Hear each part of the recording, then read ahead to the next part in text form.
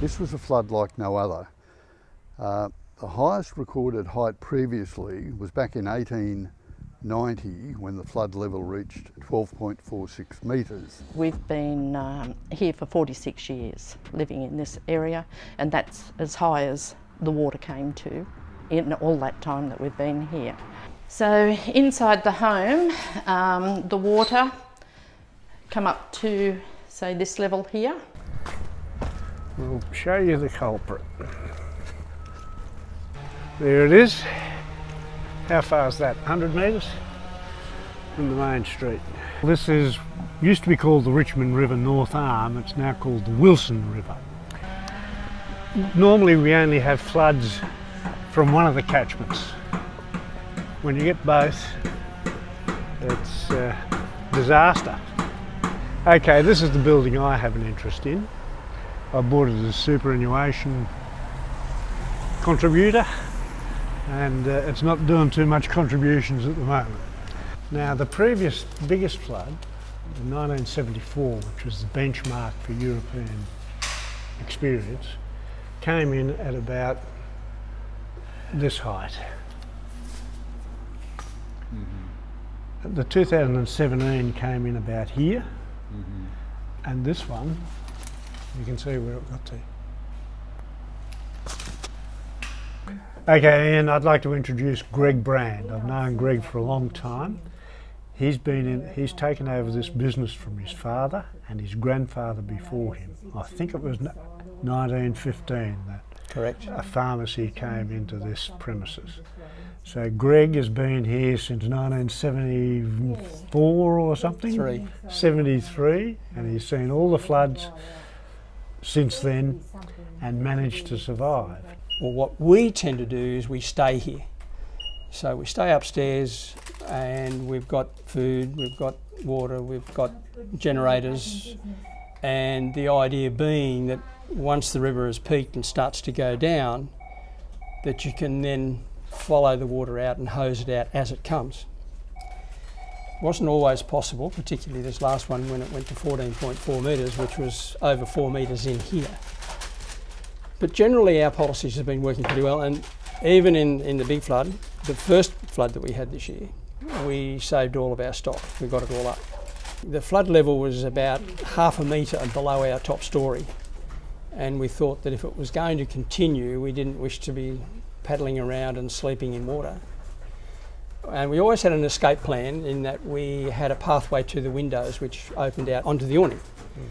There was a boat just happened to be motoring past, and we decided amongst all of us, and there was most of my family were here, and we decided that we'd go home. So we do flood, and we flood regularly, so we're used to floods. But this was, as the word's been used, unprecedented, a lot higher than any we've had, in my lifetime. And I was around when Cyclone Tracy happened in the Northern Territory. But that was huge. But this is on a much bigger scale, 2 or 3 times bigger. And I don't think anyone realised that for a long time, that the scale of this is so massive, because it starts in Queensland and spreads all through the north down to the Clarence. It's a huge area. And it's impacted so many people. I grew up in Lismore, so I'm familiar with floods, but Ballina historically hasn't really experienced flooding. My wife and I moved from Coffs Harbour 8 years ago to Ballina, and 9 years ago. We bought on the canals, lovely, like the Gold Coast, a nice pontoon out the back and everything else. Hasn't been water on the property before, but we were unlucky enough with so much water coming down from Lismore that we had only 25 millimetres in our house, but that's enough to do major damage as far as mould and so on. It was black water that was in the house, so currently at the moment they're stripping the gyprock and the tiles and the bathrooms and so on. Explain black water for those. So black water comes from raw sewage. And in our house the flooding comes through the pipes, through the sewer pipes and up into the house, didn't come in the front doors. So it's regarded as it's the worst type of contamination you can get, and that's the mould that comes from black water is the worst mould for your health as well. So more or less anything that's been in contact with the black water is condemned, including your floor tiles and even timber furniture that's had black water contact with it. It's recommended it be thrown. But out the back, you can sort of see the damage that has occurred. The house across the back, there were people up in that top section, and our son-in-law saved people out of that house. They saw a hand. They kicked out the fibro, and I think there was four people in the house, 2 dogs, 2 cats, and I'm told 2 rabbits. They were rescued from there. The water was actually up to the gutter. We spoke to quite a lot of people in that situation, and they said they were ringing the SES, and the SES said if they answered that we had no one available. They were ringing 000. 000 was ringing out. They couldn't get through on that. They were then posting things on Facebook pages saying, we're at this number at this street, we need rescuing. And that's where the Tinny Army came in. And if they hadn't have been there, then hundreds of people would have died.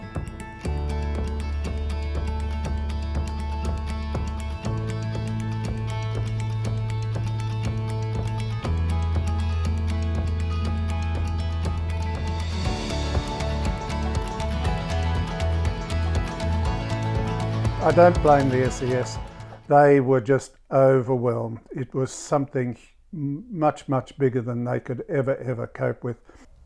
We've got teams in all the areas around, little emergency services teams in each shire or district, LGA. The Lismore team had to step up, even though some of them were impacted themselves and flooded. And our office was flooded out, so we had no resources.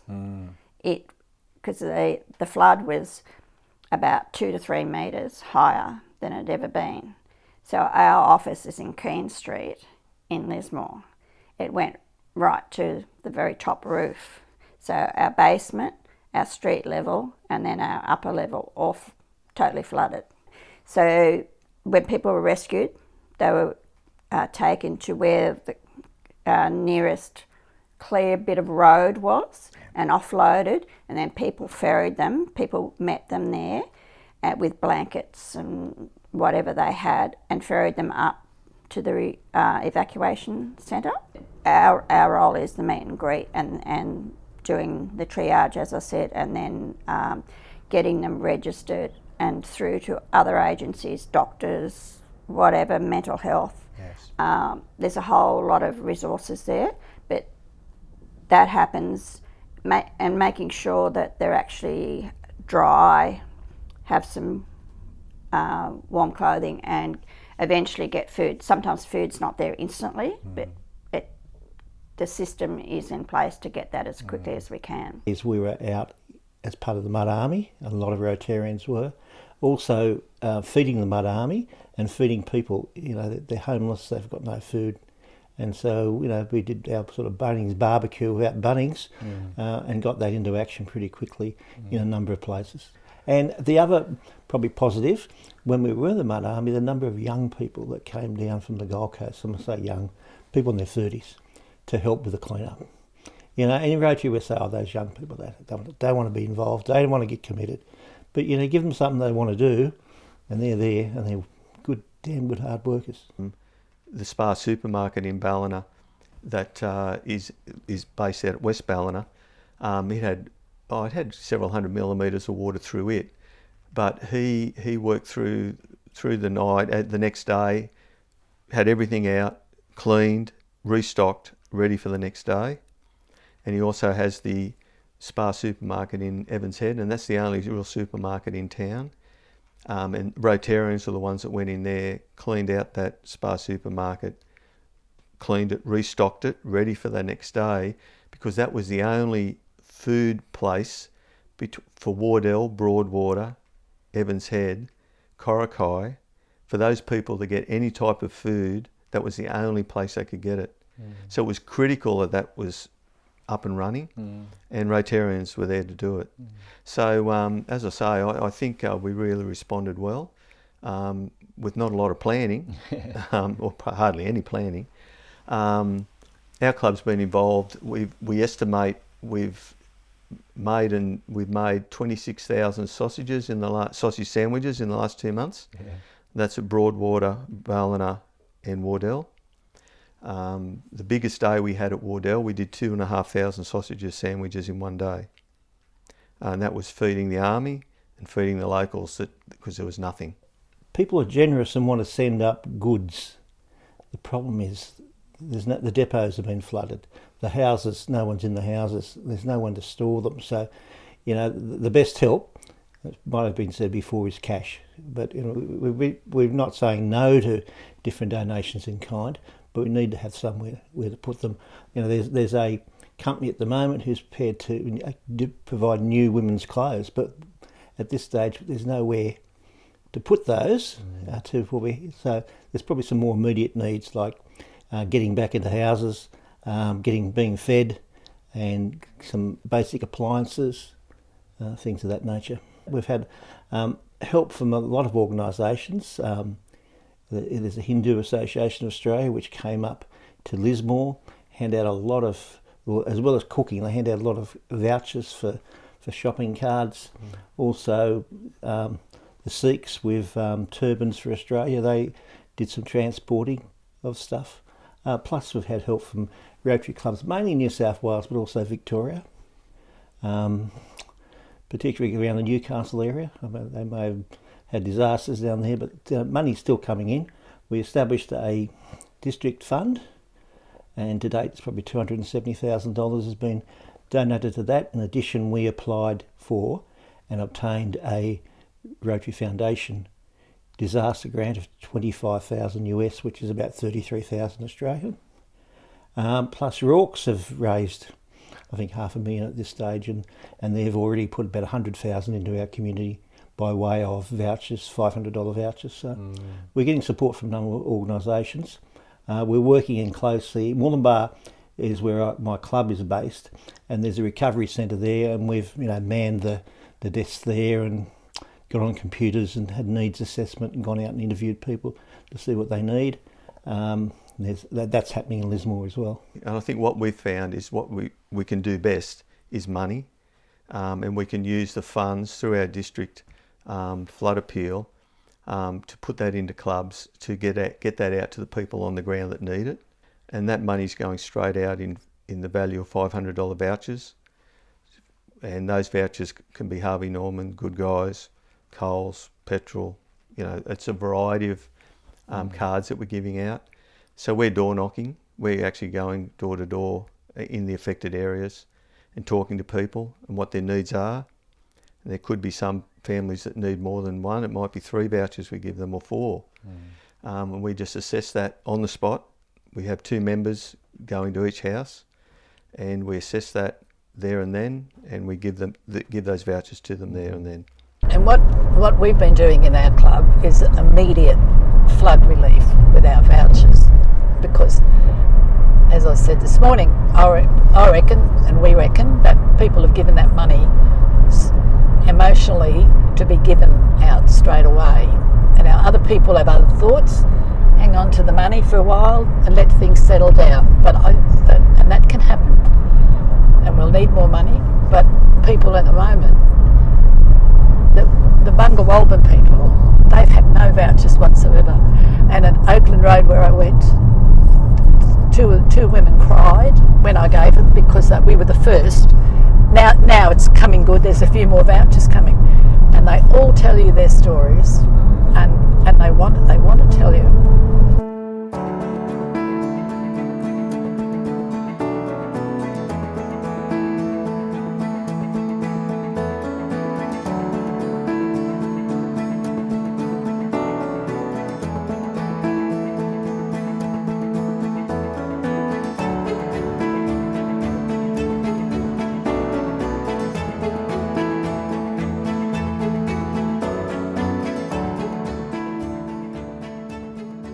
People are just giving money, and so we've got the great pleasure of giving it out.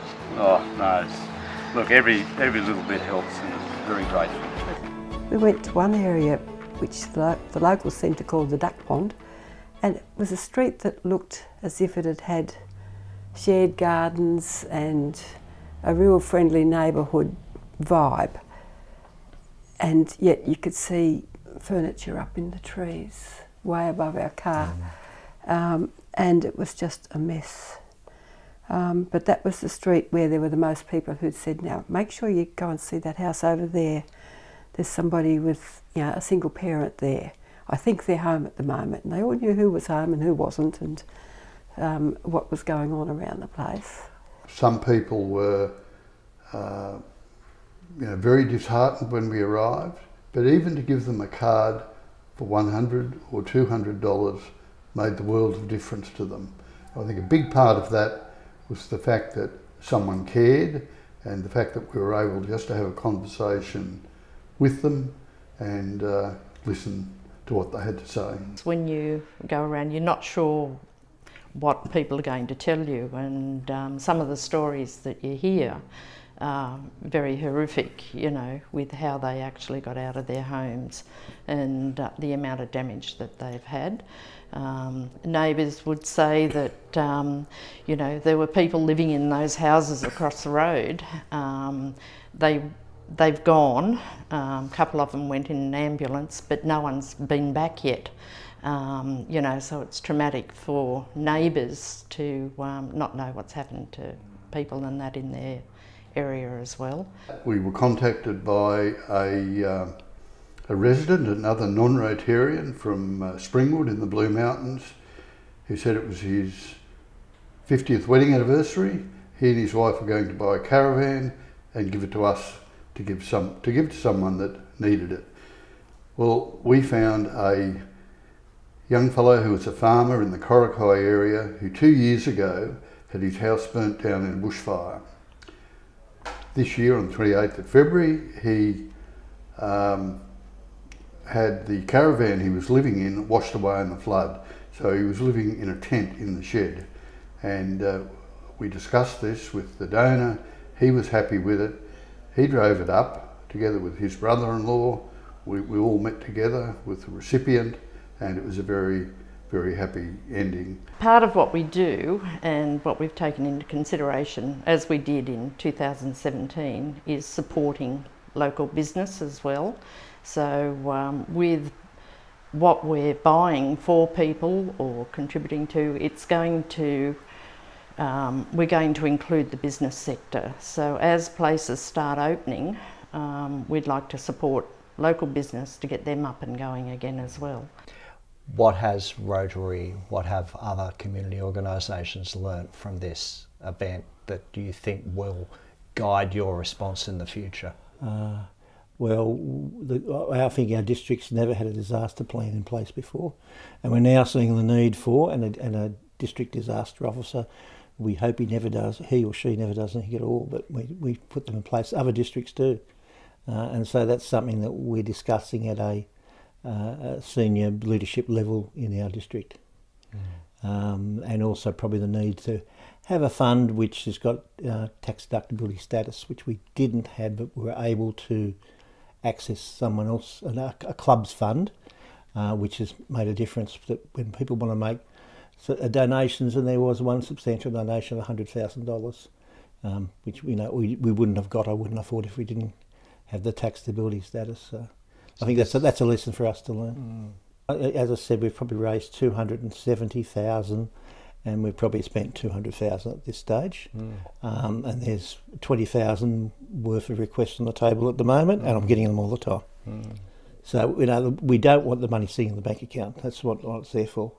It's got to be out helping. The whole business area in Lismore has to be rebuilt. There was some structural damage there. Some of the buildings are fine, but the amount of rubbish and stock that was taken out in the days when the flood went down was just horrendous. They set up a dump at Alstonville, and something like 4,000 truckloads of rubbish went to that dump. So gyprock walls were ripped out, ceilings were collapsing, and so they had to take all the cladding off them, stock, everything. The whole business CBD is just a hollow shell. My tenants are keen to return. The lady in the first shop is the chairperson of the Chamber of Commerce, and she's very keen to get back into business. If you have a look in this shop, you can see they're all individually switched. That it touched the roof. There was a roof height in here, so all these have to be replaced. I'm hoping 2 or 3 months we can get people back in, operating in not the salubrious atmosphere they once had, but it'll be a safe environment. That's all we're aiming for at this stage. I just feel sorry for the people who, there was a girl here in this shop, she ran this aromatherapy, apothecary business. She employed 1 or 2 girls on top of herself. They haven't got a job. They haven't got a premises, so they haven't got a job. How many people out of jobs in this arcade? I guess with the cinema and the dentists upstairs, the cinema would probably employ 10, 15. The cafe next door, probably another 10, 15. The dentists, another 15 or 20. We're up to 50, and then each of the individual shops had one, and a proprietor, owner, business operator, and probably an offsider. And they're keen to get back. They really want to get back. As soon as I can make this place safe, they'll be here. Yeah, well, that's a microcosm. Lismore, I believe, had close on 4,000 businesses in this CBD up until the 27th of February. And I think there's now 5 operating. So, there's a lot of people relying on this town to come back. 2 schools in the South and North Lismore areas, South Lismore Primary and Rivers High, were badly impacted by the flood. In fact, we've heard that the high school, Rivers High, will be lucky to reopen any time in 2023. A lot of people are not aware that although schools receive funding through the state government, Department of Education, there are many things where schools rely on Parents and Citizens Association to provide equipment, particularly in the area of playground equipment, garden equipment, and things like that. And of course we realise that most of the parents in these organisations living in South and North Lismore have all been flood affected. The bushfires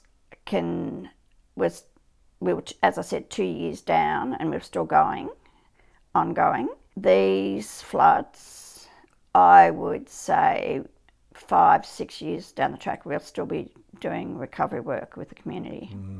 That's what's important, that locals step in, because we don't go away.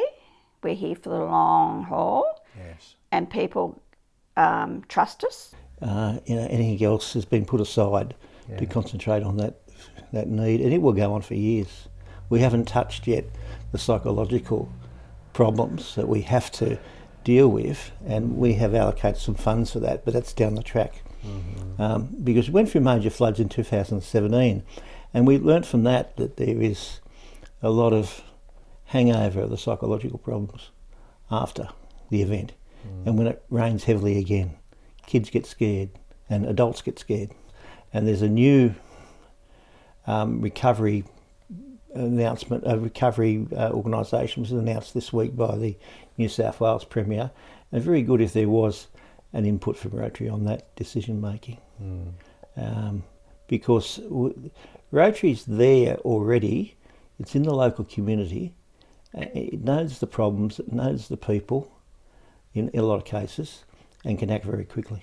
I'm confident with the Northern Rivers Reconstruction Corporation that there will be a way forward, and that's taking input from business, from community organisations, from a whole range of people, but it's a 5 to 10 year time frame. We do know the community, and I don't know everything, and I live at Mission Vale, but I've been coming here for years, 25 years here to Lismore, and I think we're trustworthy. And because we're all a group of business people or non-business people or whatever, well, you heard this morning all the different views and ideas there of the different people. So everyone's got a pretty good idea of the local community. Yeah. And I'm just happy that with Rotary that I can help distribute to 300 odd people at least vouchers that they would not have received otherwise. And that's thanks to Rotary. And Rotary is a good community organisation within, if there's 5 clubs in Lismore, so within all those clubs, and you know, one at Alstonville and big one at Ballina, one at Evans Head, all those people know what's going on in their own community. And people trust us. Organisations like Rotary clubs and so on have the connections. They know where it's needed, who to talk to, and where to get the support. So I think we're an underutilised resource, very much so, because we are very connected. All our Rotary clubs are very connected in their town, and I think we really do have a role to play. And if a crisis happens, you know, we're involved. You know, they can call on us to get manpower straight away. Like we can have people on the ground, you know, within 10 or 20 minutes we'd have people on the ground. And as you know, I mean, we have vast amount of skill. Our skill sets are wide and broad, and we have people who can do all sorts of things. And I just think we're a bit underutilised. We will be continuing on in one way or another. We'll get some more for the schools, as you heard, and we'll start to see what's needed and stay in there, and when money's donated we can give it out and acquit it. And honoured and humbled to be able to in this position, I have to say. I feel very happy that I've been able to help.